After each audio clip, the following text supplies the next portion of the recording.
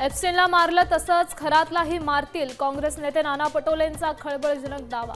4 मंत्र्यांची नावं जाहीर करणार, पटोलेंचा इशारा.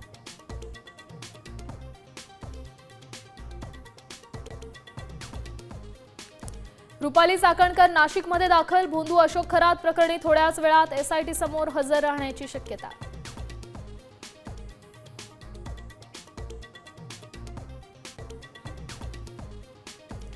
जोसेफ विजय तामिळनाडूचे नवे मुख्यमंत्री. थलपतींनी 9 मंत्र्यांसह घेतली शपथ. आई वडील भाऊ जनतेचा एकच जल्लोष.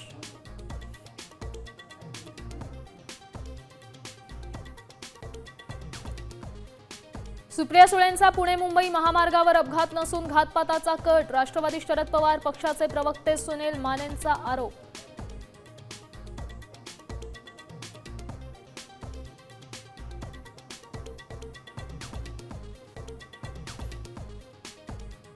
राज्यातील तब्बल 487 बोगस शाळा. मुंबई विभागात सर्वाधिक संख्या.